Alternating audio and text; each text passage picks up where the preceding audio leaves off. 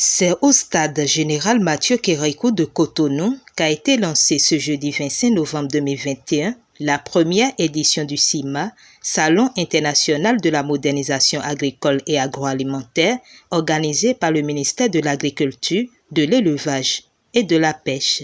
Au regard des réformes en cours dans le secteur, le thème retenu, à savoir l'agriculture béninoise à l'aide de la territorialisation, les grands défis et enjeux de la modernisation, vient à point nommé, diront les acteurs du secteur. Nous affirmons que la modernisation agricole constitue une réaction légitime face aux réalités socio-économiques et culturelles de notre société qui enregistrent aujourd'hui des chocs tant endogènes qu'exogènes. Nous souhaitons que les professionnels agricoles de notre pays puissent profiter effectivement de cet événement, car le salon se veut d'abord être un lieu de rencontre pour les agriculteurs et ceux qui ont des solutions innovantes tout en favorisant les échanges et le partage d'expériences. Quel courage, quelle prouesse. Le mérite, monsieur le ministre, ce n'est pas de l'avoir réussi, c'est d'avoir osé. Aujourd'hui, notre gouvernement nous offre, à nous, professionnels du monde agricole, un salon de grande facture, tel qu'on en voit dans les pays de référence de la sous-région et du continent. Pour la Chambre nationale d'agriculture, le CIMA est un événement qui témoigne du respect et de la reconnaissance du mérite et du savoir-faire des acteurs agricoles béninois qui n'ont rien à envier aux autres peuples d'Afrique et du monde. Ici, le savoir-faire béninois se révélera aux Béninois d'abord, puis au reste du monde entier. Au nombre des partenaires qui ont réaffirmé leur engagement et soutien à cet événement figure le Fonds africain de garantie et de coopération économique, FAGAS. Je pense que l'année prochaine, on en fera plus. Nous avons constaté également avec joie que le gouvernement du Bénin a augmenté ses financements publics au profit de l'économie agricole et rurale. Le FAGAS, qui est un dispositif dans le mécanisme de financement de développement, va travailler avec le secteur bancaire pour que les banques opérant sur le territoire béninois puissent également accroître leur financement aux entrepreneurs ruraux. Donc c'est l'occasion pour le DG du FAGAS de remercier encore les organisateurs de ce salon, de les féliciter pour l'initiative, c'est-à-dire parce que le rôle du FAGAS, c'est également de mettre les marchés africains en relation. Autour du directeur de cabinet du ministre, de rassurer, porter le message à l'autorité de tutelle. Il sera informé ou il me charge de vous dire que les succès qui ont été réalisés dans le secteur agricole et dont il ne se satisfait pas encore, ces succès-là, on ne les aurait pas sans vous. On ne les aurait pas sans les producteurs agricoles, sans les transformateurs, sans les acteurs de la commercialisation, sans les partenaires techniques et financiers. C'est ensemble que les succès qui sont là aujourd'hui et dont, je le rappelle, il n'est pas encore satisfait, nous pouvons donc les célébrer.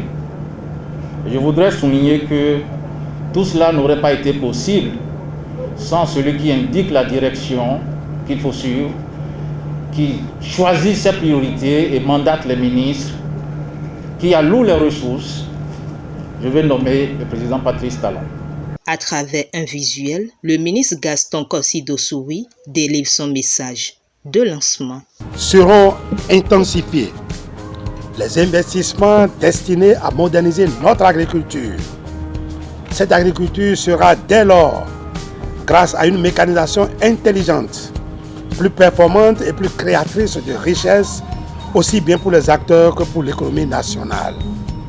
Le programme innovant des grandes cultures, ainsi que les financements adaptés que nous mettrons en place y aideront grandement. Ce message volontariste est celui du président Patrice Talon lors de son investiture le 23 mai 2021. Il a été alors le déclic d'un rêve, celui d'un univers resplendissant, où nos paysans se retrouvent épanouis au milieu de vastes étendues de cultures verdoyantes, de plantations aux fruits irrésistibles, d'usines de transformation alimentaire, des surfaces de gros et de supermarchés achalandés aux produits manufacturés made in Bénin, qu'un public de tous horizons, blancs, noirs, asiatiques et j'en passe, s'arrache avec frénésie. Ce rêve,